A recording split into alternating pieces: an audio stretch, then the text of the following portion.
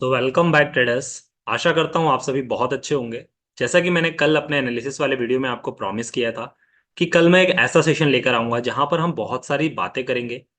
हमारा 2023 जाने को है, 24 आने को है। 24 में हम अपना ट्रेडिंग का क्या सेटअप रख सकते हैं, क्या क्या अपने नेक्स्ट 3 से 4 महीने इवेंट आने वाले हैं, उस पे मार्केट में वॉलेटिलिटी बैरिश या बुलिश क्या देखने को मिल सकती है, वो भी डिस्कस कर लेंगे। क्योंकि आने वाले जो 4 महीने हैं वो बहुत ही ज्यादा इवेंटफुल होने वाले हैं। उसमें बहुत बड़े बड़े इवेंट्स हैं जो कि मार्केट से डायरेक्टली और इनडायरेक्टली रिलेट करते हैं। इसके अलावा ये भी देख लेंगे कि 2023 में एज अ ट्रेडर हमारी जर्नी क्या रही है, कहाँ कहाँ हमने गलतियां की है, वो कौन से पॉइंट है जो ट्रेडर हमेशा रिपीट करता है, जो हमें 2024 में रिपीट नहीं करनी है, ताकि हमारी जो ट्रेडिंग की जर्नी है वो भी काफी ज्यादा आगे चल के इम्प्रूव हो सके और इस साल को हम फिर से एक बार प्रॉफिटेबल बनाने में सक्षम रहे या सक्सेस रहे। तो ये सारी बातें इस डिस्कशन में करेंगे। 4 5 पॉइंट्स हैं जो मैंने लिखे हुए हैं, वो मैं आपसे डिस्कस करूंगा, जो कि as a trader point of view से बहुत ज्यादा इंपॉर्टेंट है, स्पेशली आपकी साइकोलॉजी बिल्ड करने के लिए। क्योंकि बहुत सारे ट्रेडर्स को आपने देखा होगा कि उनकी स्किल्स बहुत अच्छी होती है, लेकिन उनकी साइकोलॉजी कहीं ना कहीं सेट नहीं होती है, जो उनकी ट्रेडिंग स्किल से मैच नहीं करती है। और उनकी सिर्फ साइकोलॉजी की वजह से वो जो है मार्केट में प्रॉफिट होते होते लॉस में अपनी पोजिशन को स्क्वायर ऑफ कर लेते हैं। तो ये सारी चीजें डिस्कस करेंगे वन बाय वन। देखिए, अगर मैं स्टार्ट करता हूं, सबसे पहले जो मैंने पॉइंट्स पांचों लिखे हैं कि एक ट्रेडर जर्नी कैसी थी हमारी और एक ट्रेडर की जर्नी कैसी होनी चाहिए, क्या चीजें ध्यान में रखनी चाहिए, क्या साइकोलॉजी होनी चाहिए। उसके बाद लास्ट में मैं आपसे जो है वो जो लास्ट 4 से 5 इवेंट आने वाले हैं बड़े बड़े, जिनका मार्केट में देखेंगे आप टिल अप्रैल तक आपको उन्हीं के बेस पे मूवमेंट मार्केट में होता हुआ दिखाई देगा। तो वो मैं सेकेंडली में डिस्कस करूंगा। फर्स्ट हम डिस्कस करते हैं कि एज अ ट्रेडर हमारी जर्नी कैसी रही थी, किन चीजों को अवॉइड करना चाहिए, किन चीजों को अवॉइड नहीं करना चाहिए। सो देखिए, सबसे पहले जो मैंने पॉइंट लिखा था वो मेरा ये पॉइंट था कि ट्रेडिंग करता कौन है। देखिए, हमें ये चीजें समझना बहुत जरूरी है कि ट्रेडिंग आप और हम लोगों में से करता कौन है, हम लोग कौन लोग हैं जो ट्रेडिंग को प्रेफर करते हैं। देखिए, 2 3 टाइप के लोग होते हैं। पहला, जिनके पास बहुत ज्यादा कैपिटल है, मतलब जो रिच फैमिली से आते हैं, जिनका ऑलरेडी, वो लोग ज्यादा फोकस कहाँ रहते हैं, वो ज्यादातर लोग फोकस रहते हैं अपने बिजनेस में, वो बिजनेस की तरफ जाते हैं। उनका पहले से अगर फैमिली का बिजनेस है वो उसे संभालते हैं। ट्रेडिंग में बहुत कम ऐसे बिजनेसमैन होते हैं बहुत बड़े बड़े जो कि इधर साइड आते हैं। मतलब या तो उनके खुद के बिजनेस में है, वो किसी स्टॉक्स में अगर इन्वेस्ट करते हैं वो अलग चीज है। I am talking about trading जो डेली बेसिस पे हम लोग करते हैं। तो वो चीज जो है, वो जो ज्यादा रिच लोग रहते हैं वो ज्यादातर आप देखेंगे बिजनेस की तरफ जाते हैं। सेकेंडली, जो बहुत ज्यादा पुअर रहते हैं वो लोग ट्रेडिंग करते ही नहीं, क्योंकि उनके पास कैपिटल का इशू रहता है, या फिर कुछ ऐसा रहता है कि उनको नॉलेज ही नहीं रहता है, ना वो कहीं से नॉलेज ले पाते हैं ना एजुकेशन ले पाते हैं। वो लोग भी नहीं करते, वो नॉर्मल अपनी छोटी मोटी जॉब करके अपनी फैमिली चलाते हैं। एक बचते हैं मिडिल क्लास वाले। मिडिल क्लास वाले लोग ऐसे हैं जिनके पास नॉलेज भी रहता है थोड़ा बहुत, और थोड़ा बहुत हम कैपिटल भी मैनेज कर लेते हैं, जैसे कि आप और हम लोग हैं। रिटेल ट्रेडर्स जो है वो आते हैं मार्केट में ट्रेडिंग को ये सोच के कि चलिए मुझे जो मेरी सैलरी मिल रही है वो तो ठीक है, पर एडिशनली भी मुझे अगर कुछ मिल जाए तो मैं अपने ड्रीम्स को, अपनी चीजों को फुलफिल कर पाऊंगा। क्योंकि हम पढ़ाई भी करते हैं, हम अपने लाइफ में हर स्ट्रगल करते हैं, बट फिर हमें जब स्टॉक मार्केट के बारे में पता चलता है तो हम ये सोचते हैं कि कहीं ना कहीं ये ऐसी चीज है जिसको मुझे ज्यादा एफर्ट नहीं करना पड़ेगा और कम एफर्ट में ही मैं जो है अच्छा एनालिसिस करके, टेक्निकल एनालिसिस सीख के और चीजों के पैसे बना सकता हूँ। मतलब ये मेरे एक हेल्पिंग हैंड की तरह लोग इसे देखते हैं, जो आप और हमारे जैसे ट्रेडर हैं। बट होता क्या है कि जब हम इसे हेल्पिंग हैंड की तरफ तो देख लेते हैं, लेकिन हम अपना पूरा बेस्ट नहीं दे पाते। और उसी के ऊपर मेरा जो है वो सेकंड पॉइंट है। सेकंड पॉइंट ये है कि आप और हम इसको ट्रेडर में मिडिल क्लास फैमिली वाले ज्यादातर इन्वॉल्व हैं। आप ट्रेडिंग में देखेंगे ना, मैक्सिमम लोग जो हैं वो जॉब वाले ही हैं, जॉब करते करते ट्रेडिंग करते हैं। तो होता क्या है कि अब ट्रेडिंग करने तो आप आ गए। अब ट्रेडिंग करने जब आप आ गए तो 2 तरह के लोग इसको ट्रेडिंग को लेते हैं। पहला, वो लोग लेते हैं जो इसे सेकंड सोर्स ऑफ इनकम समझते हैं, और सेकंड, वो लोग जो सोचते हैं कि मैं इसमें आ चुका हूं, इसको बहुत अच्छे से करूंगा और आगे इसमें कैरियर बनाऊंगा, और बहुत सीरियसली लेते हैं ताकि मेरे जो सपने हैं, मेरी जो ड्रीम्स हैं, मैं उनको फुलफिल कर सकूं। कुछ लोग इसको बहुत ज्यादा सीरियसली लेते हैं, कुछ इसको as a secondary source of income लेते हैं कि मेरी सैलरी तो आ रही है, बट कहीं ना कहीं जो है वो मैं अपनी सेकंड सोर्स ऑफ इनकम की तरह, कि मान लीजिए मेरी जो सैलरी आ रही है उसके अलावा भी जो मेरे खर्चे हैं मैं उससे इसको निकाल सकूं, राइट। तो उस तरह से लेते हैं। जब हम सेकेंडरी सोर्स ऑफ इनकम लेते हैं तो हम अपना बेस्ट नहीं दे पाते हैं, क्योंकि हम ये सोचते हैं कि ठीक है, मार्केट में हमने थोड़ा सा एनालिसिस कर लिया और यहां से हम कर लेते हैं, हमारे 500 1000 2000 भी आ गए महीने के तो ठीक है। अब जब हमें 400 500 800 रुपए प्रॉफिट होता है तो हम क्या सोचते हैं कि यार लोगों का देखते हैं बहुत बड़े बड़े प्रॉफिट्स हो रहे हैं, हम क्या करते हैं, ठीक है सेकेंडरी सोर्स ऑफ इनकम है लेकिन क्यों ना ज्यादा आ जाए, मतलब हम उसको फिर सेकेंडरी सोर्स ऑफ इनकम सिर्फ माइंड में सोच के रखते हैं। लेकिन बाकी लोगों से इन्फ्लुएंस होकर हम सोचते हैं कि यार हमारे भी दिन के 2,000 3,000 रिटर्न बनना चाहिए। उसके चक्कर में आप अपनी लालच बढ़ाते हैं, लालच बढ़ाते हैं, अपने लॉट बढ़ाते हैं, कैपिटल बढ़ाते हैं, और आपको वहां से देखते हैं लॉस होना शुरू हो जाता है। क्योंकि छोटे छोटे लॉट से जो आपने प्रॉफिट लिया रहता है वो बड़े लॉट में एक बार में वॉश हो जाता है आपका। ये ट्रेडर मैक्सिमम गलती करते हैं। और वो लोग जो लोग एक्चुअल में इसमें ड्रीम बनाना चाहते हैं, सोचते हैं, सीरियस होते हैं, वो सबसे पहले अपने 6 महीने आगे की लर्निंग में देते हैं, और अगले 6 महीने सिर्फ एक लॉट से ट्रेडिंग करते हैं, जो कि उन्हें लर्निंग से नॉलेज भी देता है। और जो 6 महीने की उनकी ट्रेडिंग रहती है एक लॉट से, उससे एक्सपीरियंस मिलता है। तो फिर जब 1 साल बाद वो निखर के आते हैं ना, तो उनकी ट्रेडिंग जर्नी उस ट्रेडर से ज्यादा बेटर होती है जिसको सेकंड सोर्स ऑफ इनकम समझते हैं। ये एक बहुत बड़ा गैप है। और अगर आप देखेंगे तो यही रीजन है कि मार्केट में 100 में से 89% जो लोग हैं वो लूज करते हैं, और सिर्फ 11% जो है वो प्रॉफिट करते हैं। अब देखिए, आई होप यहां तक आपको चीजें समझ में आई होंगी। अब जो मेरा तीसरा मेन पॉइंट है वो ये है कि मार्केट में जो पैसा बनता है क्या वो एक्चुअल में ऑप्शन ट्रेडिंग से बनता है? आपने देखा होगा हर जगह ऑप्शन ट्रेडिंग में लिखा रहता है कि वेरी हाई रिस्क की है, फ्यूचर्स बहुत हाई रिस्क की है, वॉलेटिलिटी है। और ज्यादातर अब ट्रेडर्स जो हैं वो देखेंगे आप, तो जो बड़े बड़े इंस्टीट्यूशन है वो प्रिफर करने लग गए हैं धीरे धीरे लॉन्ग टर्म में, एसआईपीज में, म्यूचुअल फंड्स में। तो इसमें और इसमें क्या डिफरेंस है? देखिए, मुझे जो मेरा एक्सपीरियंस कहता है वो ये कहता है कि जो आपका ये जो ट्रेडिंग की जर्नी है, ऑप्शंस वाली, फ्यूचर वाली, और एक side SIP long term swing trading है, राइट? तो उसमें क्या डिफरेंस है कि आप ऑप्शन ट्रेडिंग को as a second source of income या फिर आप अपना एडिशनली एक्स्ट्रा खर्चा चलाने के हिसाब से ले सकते हैं। आप ऑप्शन ट्रेडिंग से रिच बनने के हिसाब से नहीं ले सकते। ये अभी तक का मेरा एक्सपीरियंस रहा है, या जितने बड़े इंस्टीट्यूट होंगे वो भी आपको ये करेंगे। मैं ऐसे क्यों बोल रहा हूं, मैं एग्जांपल देके समझाता हूं। देखिए होता क्या है कि मान लीजिए आपने 4 दिन लगातार हजार हजार रुपए करके लॉस किया, ठीक है। पांचवें दिन आप आए, पांचवें दिन भी आपने की, पांचवें दिन अच्छा मूव आपको मिल गया और एक दिन में आपने 5,000 प्रॉफिट कर लिया, राइट? अब नेट आपके हाथ में क्या रहा? नेट आपके हाथ में तो 1,000 रुपए रहे। 1,000 में से भी 100 200 में मान लेता हूँ 4 दिन आपने ब्रोकरेज दिया होगा, तो 800 रुपए 700 रुपए के समथिंग आपके हाथ में रहा होगा, राइट? तो 700 रुपए जो है वो आपके 5 दिन का खर्चा हो गया। आपने 5 दिन में जो अपनी सैलरी के अलावा जो आपके एडिशनली खर्चे हैं, तो आप अपनी सैलरी का कुछ पार्ट सेव कर सकते हैं। तो होगा क्या कि ऑप्शन ट्रेडिंग से जो मेरा एक्सपीरियंस रहा है कि आप अपने एडिशनल खर्चे निकाल सकते हैं, 10,000 20,000 30,000 50,000। बट आप ये सोचे कि कॉन्स्टेंटली मैं इससे हर महीने 50,000 या 1 लाख कमाता जाऊं, तो यह पॉसिबल नहीं है। मैं एज एन ऑप्शन बायर कर रहा हूँ। जो सेलर होते हैं उनके पास तो ऑलरेडी बहुत 50 लाख, एक एक 60 लाख, 10 लाख, 100 करोड़, 1 करोड़, सॉरी 100 करोड़ नहीं, 1 करोड़ ऐसे कैपिटल रहता है।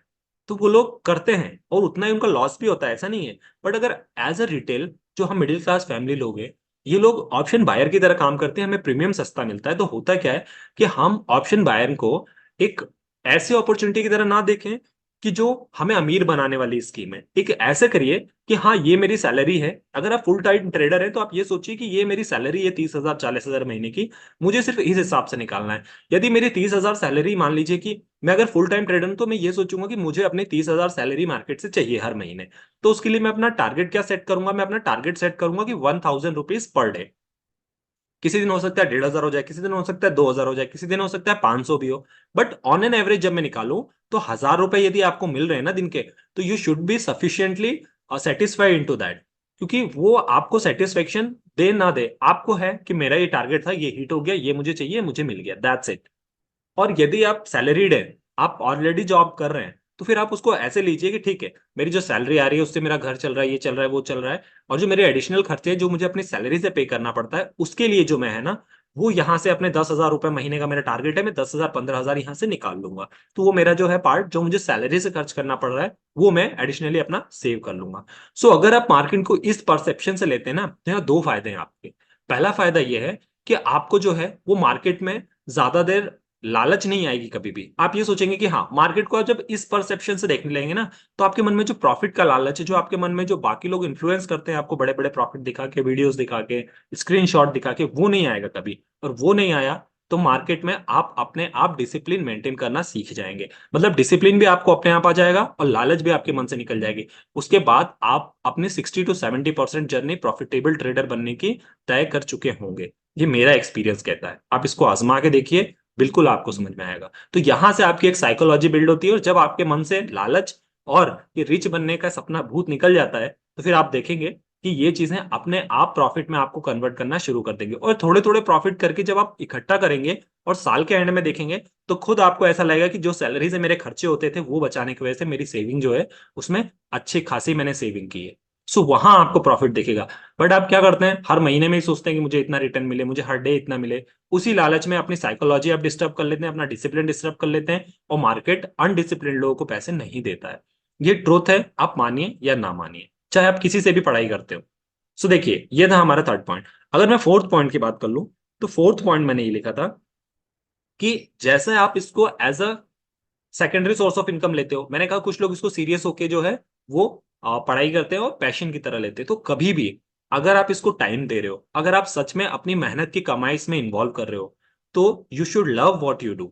मतलब आपको उतने ही पैशन से इसको फॉलो करना है। जब मैं पैशन की बात करता हूं तो फिर मैं क्या कहता हूं, जब मैं पैशन की बात करता हूं इसका ये मतलब होता है कि पैशन का मतलब आपका डेली डिसिप्लिन होना चाहिए कि मैं आज आऊंगा, मैं मार्केट को डेली ऑफिस से आने के बाद, यदि आप ट्रेडर हैं तो मार्केट बंद होने के बाद मैं 1 घंटे 1.5 घंटे, 1 घंटा सफिशियंट होता है मार्केट को एनालिसिस में कि क्या न्यूज चल रही है, क्या डेटास बोल रहे हैं, क्या चार्ट बोल रहा है। डेली चार्ट रीडिंग करिए।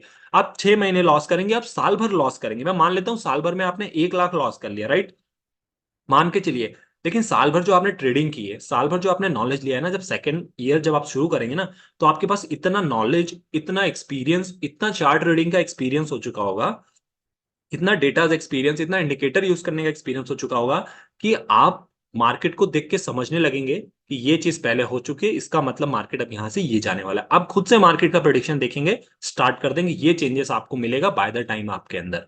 तो आपको यही करना है कि आप मिनिमम करिए, यदि बिगनर है, एक्सपीरियंस्ड भी हैं, तो भी अपने लॉट साइज, अगर देखिए मार्केट में लर्निंग हमेशा चलती है, कभी भी जो लोग 5 साल हो गए, जिनको 10 साल हो गए, वो भी मार्केट में लूज करते हैं, ये सच है।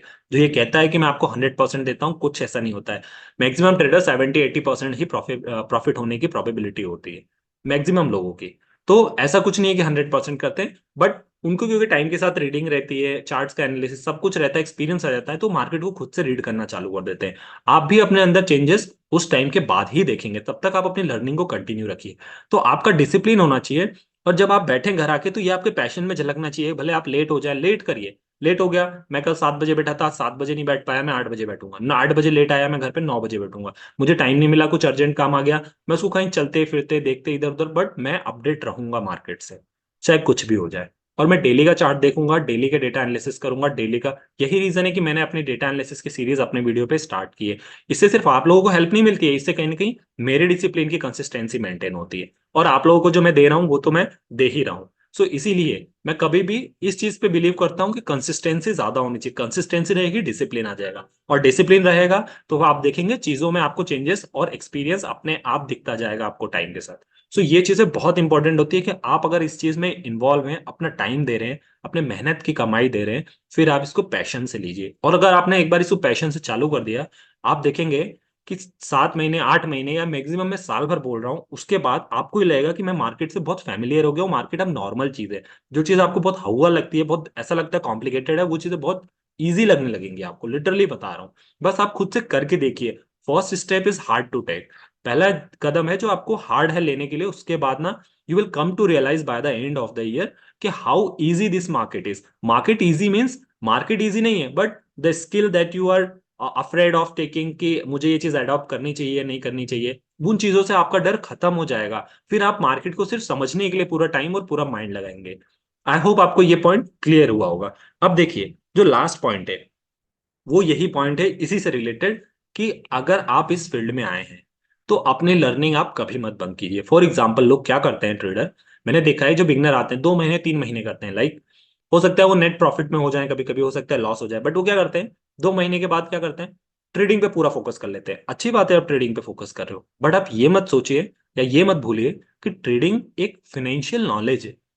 आप ट्रेडिंग देखिए, जब जब आपके सैटरडे संडे वीकेंड आ रहे हैं, आप उसको पढ़ाई कीजिए वीकेंड्स पे भी, कि फाइनेंशियल मार्केट क्या होता है, कैसे चार्ट का मूवमेंट बनता है, कैसे प्रीमियम डिसाइड होते हैं, डेप्थ में जाने की कोशिश कीजिए। मतलब your learning should not be stopped. मतलब आपकी लर्निंग चलनी चाहिए। आप चार्ट रीडिंग कर रहे हैं डेली, आप डेली डेटाज एनालिसिस कर रहे हैं, ये सब अलग है, लेकिन जब आपके वीकेंड्स आते हैं ना, सैटरडे संडे, तो आपको डिसाइड करके रखना है कि मैं हर सैटरडे संडे 2-3 टॉपिक फिनेंशियल के अच्छे से सीखूंगा। जैसे फॉर एग्जांपल मैं भी यहाँ पे ऑप्शंस में करता हूँ, लेकिन जब वीकेंड आता है ना, तो मैं डेली फिनेंस का कोई एक ऐसा टॉपिक उठा लेता हूँ कि पी रेशियो क्या होता है। इसके अलावा मैं और भी, जैसे कि मैंने बताया था आपको कि पी अर्निंग पर शेयर क्या होता है, कुछ वीडियोस में मैंने आपको एक्सप्लेन भी कर रखा है। ऐसे टर्मिनोलॉजी समझिए कैसे होता है। अभी ये लर्न कर रहा था कि प्रीमियम की वैल्यूज कैसे निकाली जाती है, प्रीमियम की वैल्यू डिसाइड एक्चुअल में सेबी कैसे करता है, प्लस विक्स कैसे काम करता है, जो हमारा इंडिया विक्स होता है उसकी क्या कैलकुलेशन होती है। तो जब आप डेप्थ में जाते जाएंगे ना, तो आप देखेंगे कि आपको बेसिक नॉलेज मिलने लगेगा। और मैं लिटरली बता रहा हूँ, जितने बड़े बड़े ट्रेडर्स हैं ना, इनका सिर्फ और सिर्फ प्रॉफिटेबल होने का कारण यही है कि इनका बेसिक क्लियर है। आपको ये पता चल जाता है सी है, ये पी है, ऐसे ऊपर जाएगा तो खरीदना है, ऐसे नीचे जाएगा तो खरीदना है। बट आप कभी इस पे फोकस नहीं करते हैं कि यदि मार्केट में ये चीज हो रही है तो इसका रीजन क्या है। अगर वो पता चल जाए तो आप आगे का फ्यूचर प्रेडिक्ट नहीं कर पाएंगे, बहुत आराम से कर पाएंगे। क्योंकि जो बड़े सीए लोग हैं, जब ट्रेडिंग में सीए वगैरह लोग करते हैं, तो आप देखेंगे कि वो क्या करते हैं, वो प्रेडिक्ट कर लेते हैं कि यहाँ से मार्केट बहुत ऊपर जाएगा तो इतना जाएगा, बहुत नीचे जाएगा तो इतना जाएगा। हम ट्रेडर कैसे करते हैं, हम सपोर्ट रेजिस्टेंस मार्क कर लेते हैं, सोचते हैं कि ये यहां से मार्केट टूटेगा तो ऊपर चला जाएगा और ये टूटेगा तो नीचे चला जाएगा। और जब मार्केट हमारी एक्सपेक्टेशन के हिसाब से नहीं चलता है, तो हम ये सोच लेते हैं कि अरे मार्केट में फॉल्स ब्रेकआउट था और यहाँ पे ट्रैप किया गया है, और यहाँ पे ये होता है और वहां वो होता है। और इवन आपको बताया भी ऐसा ही जाता है वीडियोस में, जो भी एनालिसिस लोग ज्यादा करते हैं। बट आप एक एक्चुअल में फाइनेंशियल एडवाइजर से अगर एडवाइस लेंगे ना, वो आपको ऐसे समझाएगा कि देखिए प्रीमियम इतना बना है, इस टाइम तक प्रीमियम को ये होना है, इसमें इतना टाइम वैल्यू है, इतना इंट्रिंसिक वैल्यू है, इसके अकॉर्डिंग मार्केट यहां तक जाता है। फिर बीच में कोई रेजिस्टेंस हो, कोई सपोर्ट हो, दैट डजेंट मैटर। तो उस हिसाब से जो है वो एनालिसिस होता है। तब आपको पता रहेगा कि अच्छा यहाँ एनालिसिस है, कोई बात नहीं, कि यहाँ जाएगा ही जाएगा। तब आपके अंदर कॉन्फिडेंस आता है, तब आप कहते हैं। बट उसके लिए आपको अपनी लर्निंग कंटिन्यू करनी पड़ेगी। मतलब आपको मार्केट की पढ़ाई कभी भी छोड़नी नहीं है। मार्केट की पढ़ाई मतलब जो ये आप ऑप्शंस में कर रहे हैं ये तो करिए, बट फिनेंस बहुत बड़ा अपने आप में एक सेक्शन है। तो उस मार्केट से रिलेटेड जितनी टर्मिनोलॉजीज हैं, जितनी चीजें चलती है मार्केट में, उस सबको पढ़िए। आप देखेंगे 6 महीने के अंदर आपको सिर्फ ये चार्ट्स और डेटा का ही नहीं, बल्कि इसके अलावा जो टर्मिनोलॉजीज होती हैं कि कैसे डिराइव होती हैं चीजें, वो भी आपको समझ में आने लगेंगी। तो ये सबसे मेन इंपॉर्टेंट चीजें हैं। और जब कभी भी आप ट्रेडिंग करते हैं, तो आपका टारगेट हमेशा सेट होना चाहिए, चाहे वो लॉस का हो चाहे वो प्रॉफिट का हो। बिना टारगेट के बहुत कम ऐसे दिन रहते हैं जिसमें आपको अनएक्सपेक्टेड लॉस मिलता है या अनएक्सपेक्टेड प्रॉफिट मिलता है। मैंने ये देखा है कि यदि मैं मार्केट में सुबह जब एंट्री ले रहा हूं, तब मैं अपने प्रॉफिट और लॉस को अगर डिसाइड करके आऊंगा और डिसिप्लिन वे में उतना ही करूंगा, तो आपके लॉस होने की कैपेसिटी बहुत कम हो जाती है, चांसेस बहुत कम हो जाते हैं। और अगर मार्केट ऊपर जा रहा है और कहीं से रिवर्स भी आना है, बट आपको आपके पैसे मिल गए, आप वहां क्रॉस करके निकल जाएंगे। तो यहाँ डिसिप्लिन भी मेंटेन होता है, प्लस आपने अगर पहले से प्री डिफाइंड अपना प्लान कर रखा है, कोई भी चीज एग्जीक्यूट करने के लिए पहले आपके पास प्लानिंग होनी चाहिए।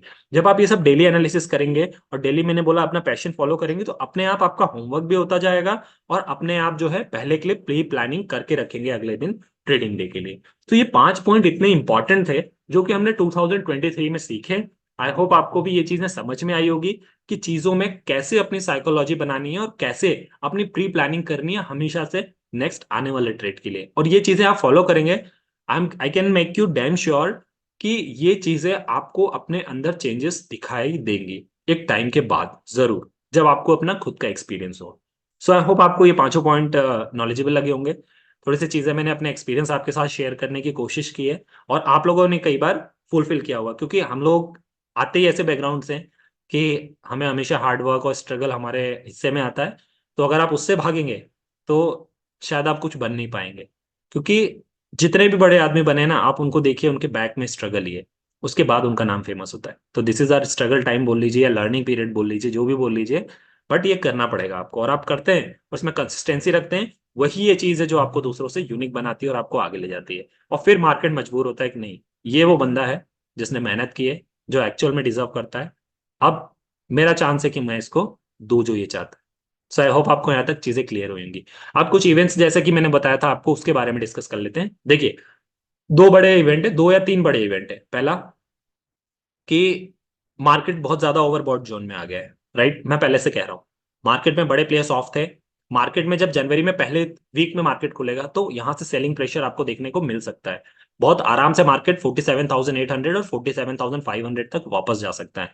मार्केट ऑलरेडी ओवरबॉट जोन में, प्लस अभी एफआईआईडीआईज या जो बड़े इंस्टीट्यूशनल थे सब छुट्टी पे गए थे, तो मार्केट में जो है कंटिन्यूसली आपको बाइंग देखने को मिली। तो हो सकता है कि अपना जो 10 जनवरी तक का टारगेट है वो थोड़ा सा बहुत ही ध्यान से करिएगा, और कोशिश कीजिएगा मार्केट को देखने की। मार्केट कहीं से भी फॉल आ सकता है, मार्केट में ऑलरेडी इतने सारे सिनेरियो चल रहे हैं वॉर्स के, कोई भी कंट्री किसी से भी मतलब अभी लड़ झगड़ रही है आप देखेंगे। तो बहुत सारे, एक साइड ईरान और अमेरिका का चल रहा है, एक साइड यूक्रेन रशिया का चल रहा है, फिर एक साइड इसराइल हमास का चल रहा है, और ऐसे कॉन्फ्लिक्ट्स चलते रहते हैं। अभी हमारे अरेबियन सी में भी जो शिप को शूट कर दिया था ड्रोन ने, वो भी इश्यू चल रहा है। कभी भी कोई भी ऐसी न्यूज आ सकती है। प्लस ओवरबोर्ड जोन में जैसे एफआईआई एंट्रीज करेंगे, उनको ये लगेगा कि ये बहुत अच्छी अपॉर्चुनिटी है यहाँ से सेलिंग करने की, तो वो यहाँ से सेलिंग करेंगे और मार्केट को नीचे ले जाएंगे, और फिर जब वो वहां से अपनी पोजीशन स्क्वायर करेंगे तब आपको रिटर्न बाउंस बैक का मौका मिलेगा, तब आप रिवर्सल प्ले कर सकते हैं कॉल की साइड। तो ये 10 जनवरी तक कॉशियस रहिएगा, ध्यान रखिएगा बहुत ज्यादा। उसके बाद नेक्स्ट वीकेंड में क्या होगा कि जो आपका ये जो रिजल्ट है वो आने लगेंगे, क्योंकि आपको पता है कि अप्रैल जो है वो फाइनेंशियल क्लोजिंग ईयर रहता है। अप्रैल, मार्च टू अप्रैल हमारा चलता है, तो उसके बाद ना क्लोज रिजल्ट्स आने लगेंगे, फैक्ट्री जो इंडस्ट्रीज हैं उनके रिजल्ट आने लगेंगे, आईटी सेक्टर, अलग अलग सेक्टर्स के रिजल्ट आने लगेंगे। तो वो बहुत ज्यादा प्ले करेंगे। मार्केट ऑलरेडी इतना ज्यादा शूट कर चुका है, और आप देखेंगे कि अभी टीसीएस और इंफोसिस के क्वार्टरली रिजल्ट आए थे तो उसमें भी कुछ खासा नहीं था। तो 3 महीने में उन्होंने कुछ अच्छा परफॉर्म कर दिया है एकदम से, ऐसे तो कोई न्यूज आई नहीं है आप देखेंगे। तो बहुत ज्यादा एक्सपेक्टेड मत करिएगा। तो मार्केट ऑलरेडी बोर्ड जोन में, रिजल्ट अगर नॉर्मल आता है तो मार्केट अपने आप को स्टेबल रखने की कोशिश करेगा, बट 3 महीने में कुछ मुझे नहीं लगता इतना ज्यादा अच्छा आ जाएगा कि शूट कर दे।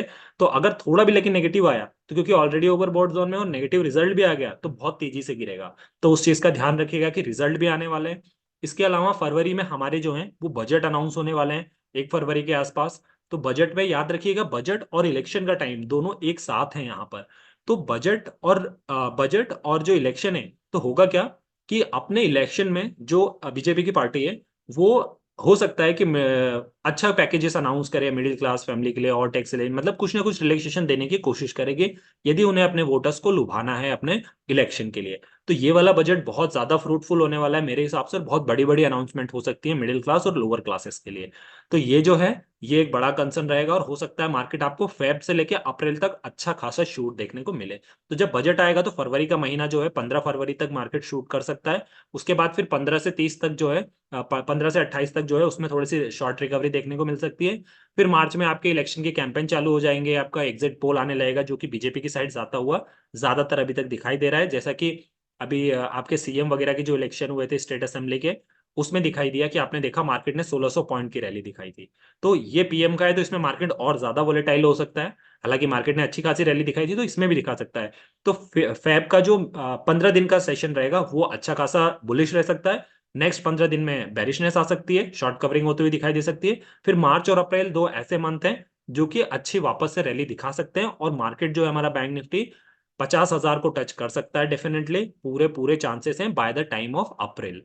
सो इस चीज को ध्यान रखिएगा कि फरवरी से लेके अप्रैल तक वाला मार्केट जो है वो बुलिश रहने की ज्यादा चांस है। जो आपको बेरिशनेस दिखाएगी वो न्यूज की वजह से आएगी, या फिर अगर न्यूज की वजह से नहीं भी आएगी तो शॉर्ट कवरिंग की वजह से दिखेगी। अदरवाइज ज्यादातर ओवरऑल मार्केट जो है बुलिश रहने की कोशिश हो सकती है। और ये जो अभी मैं कह रहा हूँ सेलिंग प्रेशर आने की, ये जनवरी वाले मंथ में आपको पूरा पूरा देखने को मिल सकता है। तो उसके लिए कॉशियस रहिएगा। जनवरी में ज्यादातर कोशिश कीजिएगा कि पुट साइड के अपना एनालिसिस करके कि पुट की साइड आप प्रीफर करें। उसके बाद आप कॉल की साइड प्रीफर कर सकते हैं अगले 2 से 3 महीने के लिए। शॉर्ट कवरिंग में भी रिवर्सल भी प्ले कर सकते हैं। सो ये 2-3 बड़े इवेंट्स हैं। इसके अलावा तो जो भी न्यूज़ बाय द टाइम आती रहेगी हम लोग एनालिसिस करते ही हैं। आप जुड़े नहीं है तो हमारे एनालिसिस से जुड़िए। हम लोग जितने भी डेटाज हैं, जो भी इवेंट्स होते हैं, उन सबको एनालाइज करते हैं और अपने नेक्स्ट डे के लिए प्री प्लानिंग कर सकते हैं। सो वीडियो थोड़ी लंबी हो गई है, बट बहुत ज़्यादा इन्फॉर्मेटिव थी। सो मैंने आपको बताया। That's all for the video. Video अच्छी लगी हो डू लाइक एंड सब्सक्राइब। मिलते हैं अपने अगले सेशन में, तब तक के लिए साइनिंग ऑफ।